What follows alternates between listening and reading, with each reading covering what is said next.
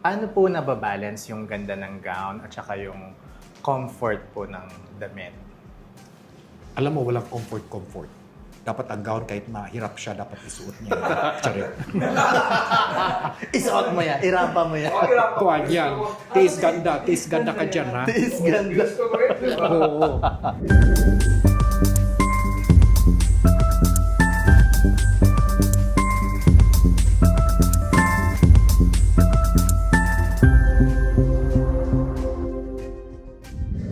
Okay, so ang first question ko, Tito, is about yung inspiration po ninyo every time na merong gustong makipag-collaborate sa inyo. Paano po yung process ng paggawa ng gown, yung saan po kinukuha ang inspiration?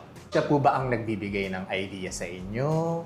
Tinatanong niyo siya kung ano gusto Hindi niyo? naman. As to the design sa mga clients or sa, like for example, sa mga beauty queens na lumalapit sa akin, I try to be as spontaneous as I can. You know, yung pag-aralan ko muna yung figure niya.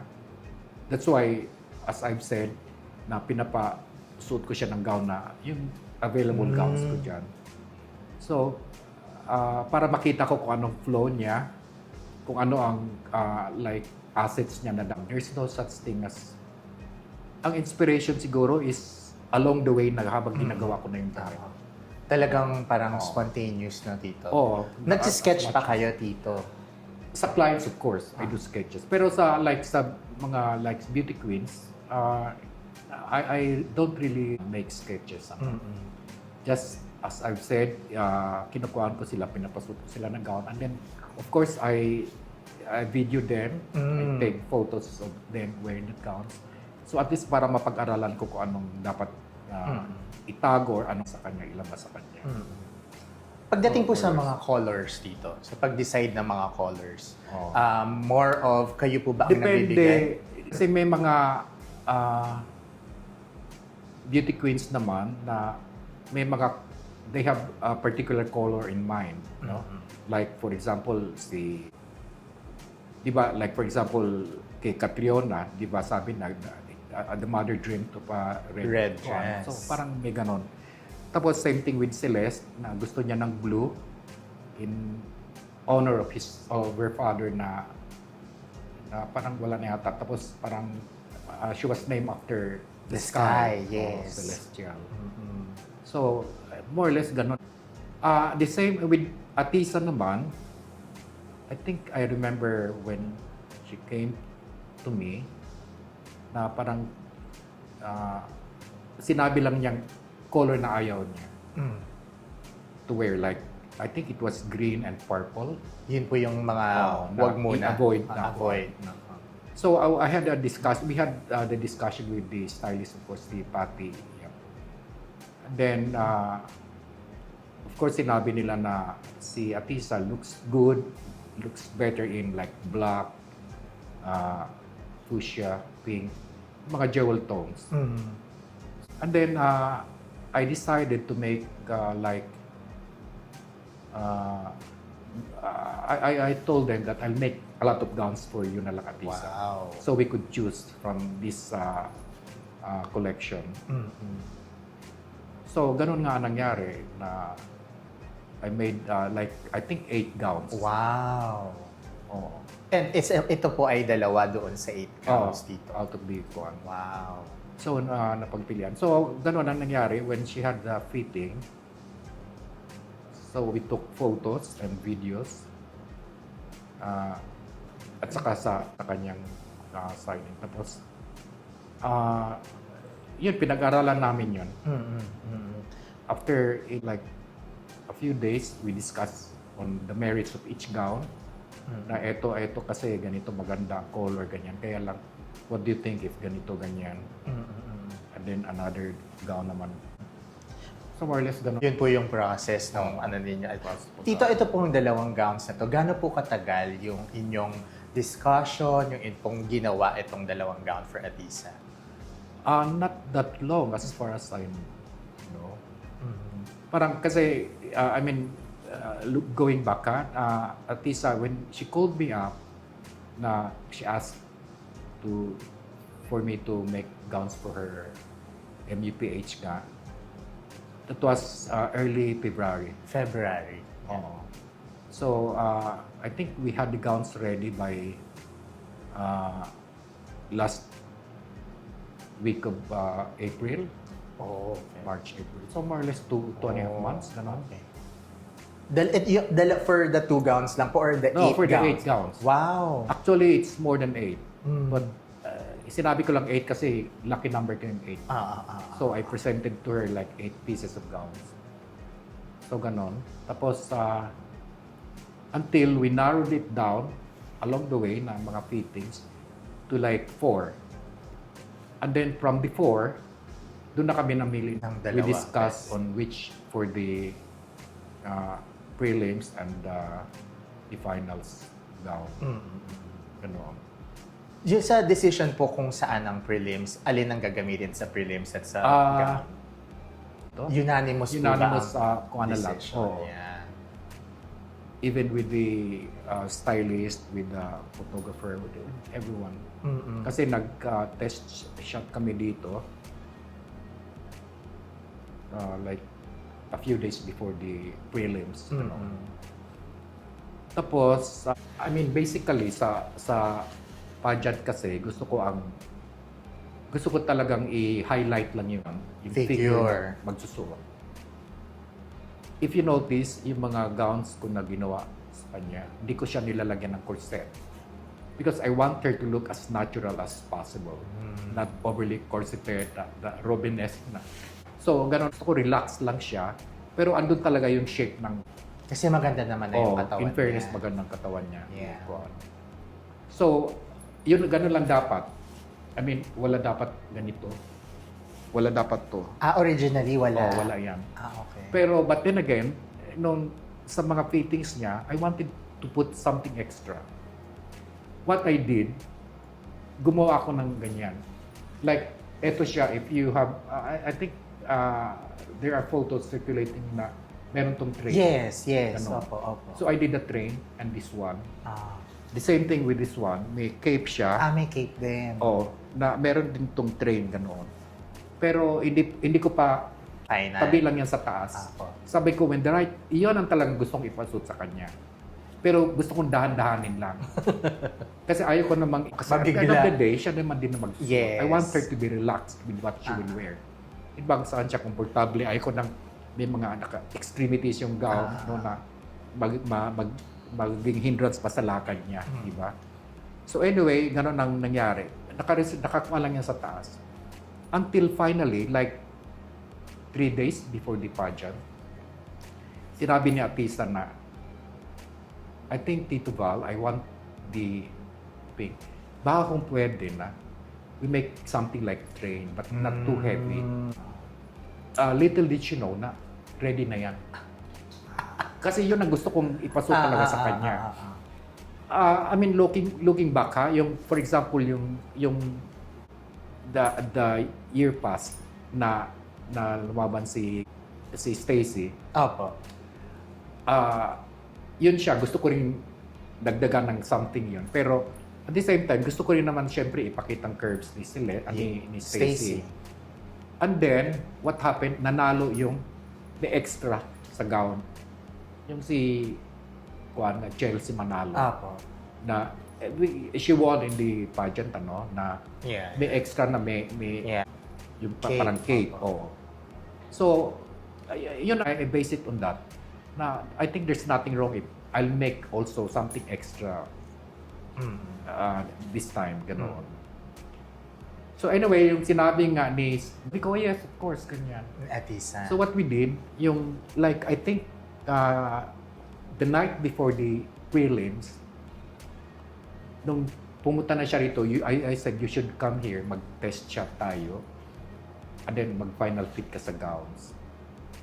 Before she came down, this is what I did. Nilagay ko na dito sa manikin yung mga gown para makita na niya agad.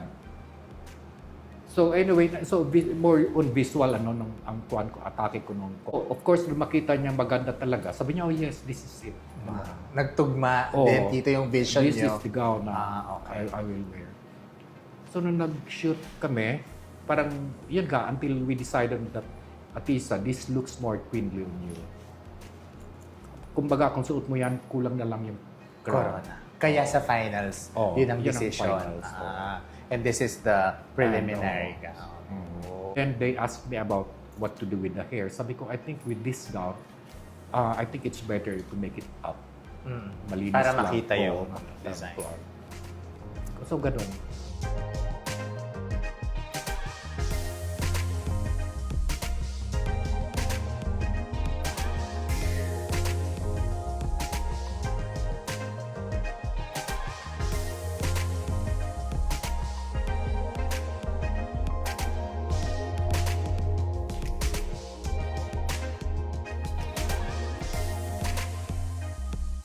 So, Tito, balik tayo. Matagal nyo na pong kakilala si Atisa bago po itong Miss Yes, of Universe course. Philippines. Working with Atisa is really a breeze, you know. And it helped na kilala ko siya from way back then. Actually, because of, remember, after she won the Binibini sa Miss International, she wore a Michael Cinco sa international pageant. So she had to fit the gown here. Okay. From then on, nagkakuha na kami. So like every time may mga events siya, she used to pull out gowns from me. Ganon. So anyway, until, alam mo, ito side kuhan pa rin to ha. Story. Like, sa MUPH 24, nung nag-fit siya ng gown ni Michael, so we fitted her with Michael sa Shangri-La Makati at Shangri-La Fort. Tapos, nung nag-fit siya, parang biro lang na tinanong ko siya, Atisa, who do you think is beside you sa last two standing sa pageant? Ang bilis ng sagot niya actually. I think it's Stacy. Tapos, I mean, naisip ko na, naku, sana pag sakaling you will not make it. I mean, actually, after na yan, nung siyempre nalungkot naman ako na hindi siya talaga na sali. Although, of course, I was happy for Stacy and the winner, ganoon. At the back of my mind, sabi ko, kung sasali pa to si Atisa, sana mabihisan ko to siya, ganoon. So, anyway, fast forward na tayo. I think nung one time nag-scroll ako sa parang nakita ko siya na nag-sign up ng contract, di ba? Subali, sabi ko, my God, si Atisa, sasali ka agad. I was thinking nga na, di ba, parang may kumakalat na mag-counselor siya sa Quezon. So anyway, sabi ko, nung makita ko yun, sabi ko, sasali naman si Atisa, sana magawan ko to siya. Akong gagawa ng gown sa kanya. So, buti na lang like after, I think the following day, she texted me if she can call me up regarding her MUPH. And it was around the same time na ito si Michael tumawag sa akin from Dubai. Sabi niya, alam mo, nakita ko yung sasali ulit si Atisa. Alam mo, dapat ikaw mag-visa kanya. Wow. So anyway, yun na nga. So nung nag-usap na kami, sabi ko, oh my God, Atisa, of course. In my heart of hearts, I wanted to really make your gown for this pageant. So anyway, nag-set kami ng date. Pumunta siya rito with the stylist. That was the time I asked her to, wear some gowns I have available. Nakita ko kung anong dapat kong gawin sa kanya.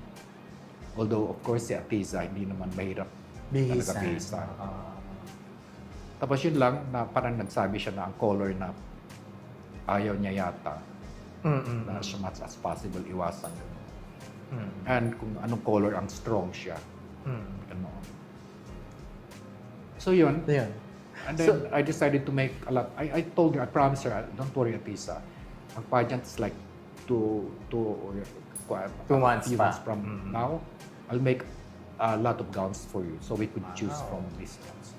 I will not make any sketches now, designs, but I'll just make something flowy, something, sexy, something, So we agreed on that. And then until fitting time came, yun na, I presented something like 8 gowns for her to wear. With the core team, with their core team. So anyway, from out of the 8, we narrowed it down to like 4. And then that's when we exchange ideas on which is which is for the finals, which is for the prelims. So, and the rest is, History na. this came out for the prelims and this one for the finals. So ito po Tito, syempre pinag-usapan po yung pagkakadapa ni Atisa during the finals. I know you were there watching Yes, it yes. live. How did you feel na it happened during the... Actually, kinabahan ako. As in, kinabahan talaga. Kasi, alam mo na, like, nag-judge din ako naman Opo. ng mga pageants. Pag may madapa, syempre parang feeling ko minus na yun sa kanya. But with Atisa, I think it was like a different story. Kasi like, nung nadapa siya, nakita ko sa mga tao nagsisigawan, no, it's okay, stand up, it's okay girl, ganyan. So, Talagang chini-cheer siya ng mga tao. Yes, and then she stood up so, Elegantly, beautifully. yeah. Oo. So sabi ko, oh my God, hindi naging kuwento sa kanya. Baka naging plus pa sa kanya tong incident na to. And I'm sure, Tito, yung mga gowns na dinidesign niyo for beauty queens are also considering their comfort to move, di ba po, Tito? Or is that a consideration or more of aesthetics? Of course, yeah. But then again, it takes a beauty queen to walk my gowns. Yes. Oo. Kasi if you notice with my gowns, ayaw ko talaga ng parang medyo bitin or kulang. Sa length, if you notice, since sino pa bang unang like with Rachel, with ganyan, si Celeste, ganoon. Mapansin mo ang lower part talaga ng gown. I want something, flowy na talaga may volume. Ayaw ko medyo bitin. So, ang length, although, syempre, pinapractice, ilakad talaga yan na dapat hindi siya madapa or maapakan. But then again, accidents happen, of course. So, hindi mo mawasan talaga yan. And then, anyway, yung kay Atisa naman, the first thing I asked her nung parang kuwan sila, practice or dress rehearsals, nag-rehearsal sila, how was the stage? Sabi niya, oh, Tito Val, like, missteps. Sabi ko, oh my God, missteps. Tapos sabi niya, sabi ko, ilan? Sabi niya, I think 3. 3, pag siya, I think 4 yung di ba? 3 lang. So, I thought, medyo ganon. Tapos, medyo malayo, hindi siya steep na 3. So, anyway, 4 nga. Tapos, pero that's what I'm really afraid about. Yung mga stairs kasi. It's so unnecessary pag sa pageant kasi. Tapos, yun na isa sa mga kababo is, syempre, yung baka madulas. Yeah. Madulas. Pero as you notice nga, kahit medyo mahaba, titinan mo, makikita mo na medyo volume yung lower part, pero nalalakad talaga siya. Yes. I make it a point na nalalakad talaga siya. Tapos like, for example, with capes, ayaw ko talaga yung capes na bitin, maigsi, ganoon. It should be flowy, mag-cape ka na rin lang, make it as flowy as possible. Yes. Ganoon. So, ganun din. So, may risk talaga na maapakan mo siya or something. That's why, as I've said, it takes a beauty queen to walk my gowns. Talaga. Dapat queen din siya na dapat alam niya ang risk ng mag-suit ng mga long gowns. Kinilabutan naman ako, it takes a beauty queen to wear my gowns. So, kaya naman, Tito, marami pong mga beauty queens would like to wear your creation. Anyway, thanks for that. In all honesty, in all sincerity. Nagpapasalamat din ako ng maraming nagtitiwala sa akin na only I could, cater to all the girls na nag-request sa akin na bilisan ko sila, not only locally, also abroad. Ganun. How do you feel, Tito, na another creation of yours ay part ng pageant history and an iconic creation na kasama na ulit sa pageant history? Because this is not the first time, Tito, na you've dressed Miss Universe Philippines, Rachel Peters, Celeste Cortez. So how do you feel po, Tito? Of course, I'm flattered, I'm honored na ganoon. Na at least maswerte mo naman yung mga binibisan ko na nanalo. Ganoon. And then, sa gown naman na pink na nadapa siya, actually, si Atisa rin she's really destined. That night is really for her. Napifeel na niya Actually, as a team, feel na namin yun. Mm-mm. Parang yung sinabi niya na, like for example, sabi ko, you know what that is with the gown? Because of the train, if you turn, siyempre lalabas ka sa stage. Yes. When you turn, don't make abrupt turn. Make a U-shape. Yung U-shape, parang nakasunod lang yung train sa'yo pag ikot. Oh my God, Tito, I think it's good sign. We need to make a U-turn. Medyo wide yung stage Wow. na we could make a U-turn, na proper U-turn na hindi masisira ko. Sabi ko, oh my God, that's good. Although, siyempre, I'm sure nung pageant night, kinabahan siguro siya nung dadapa siya.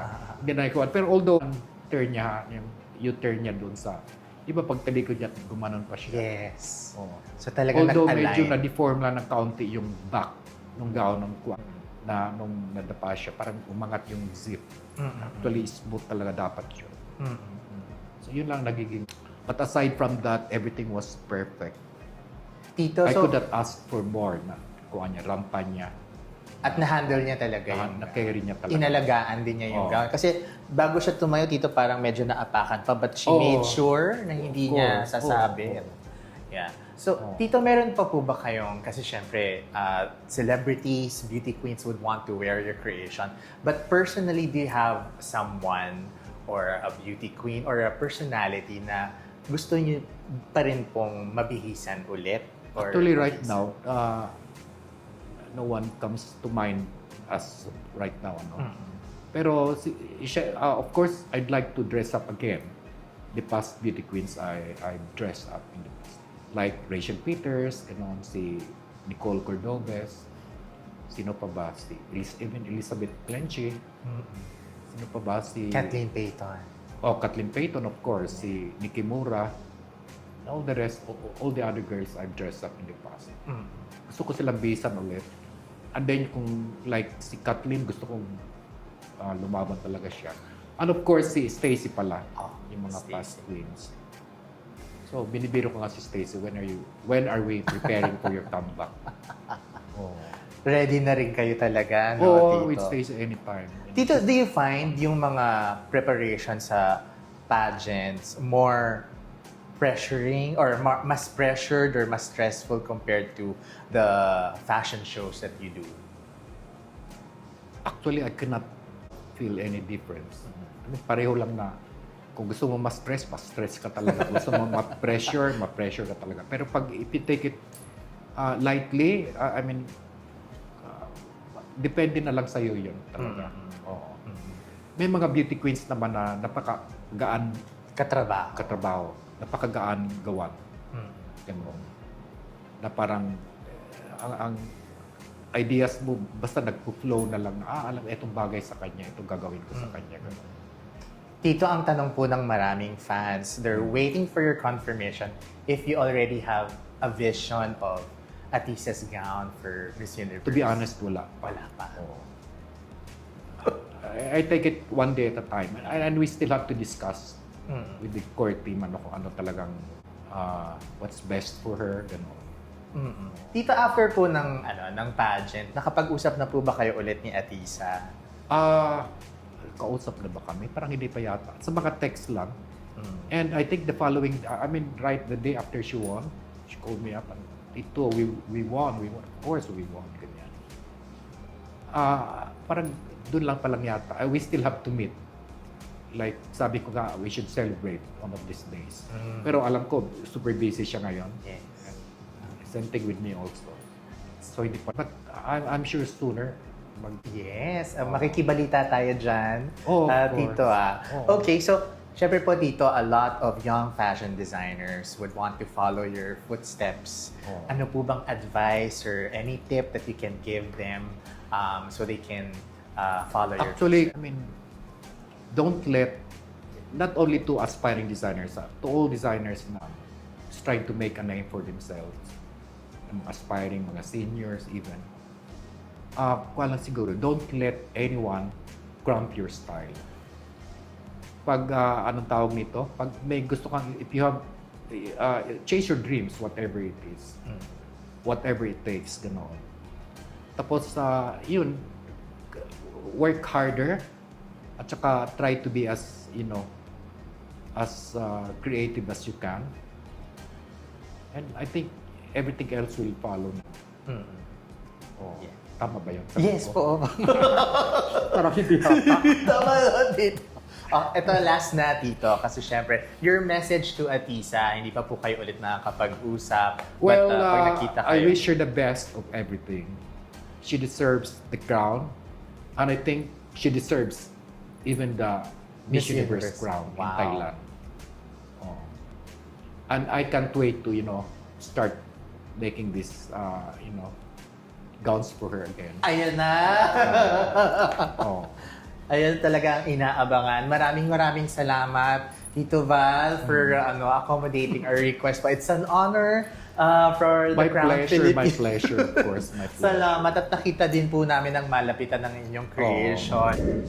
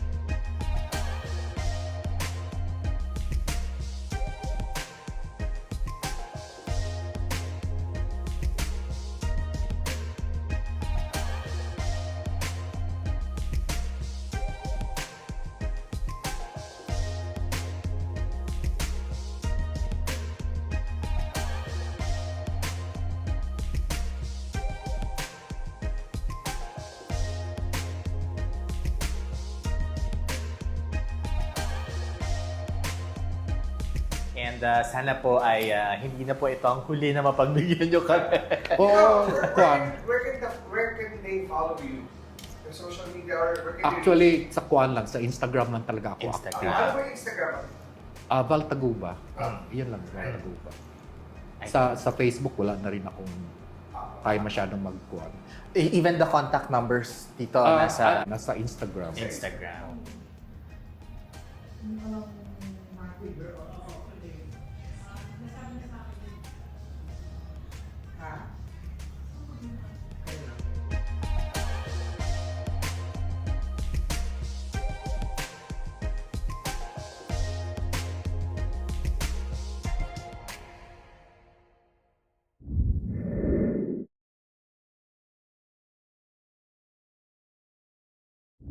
Thank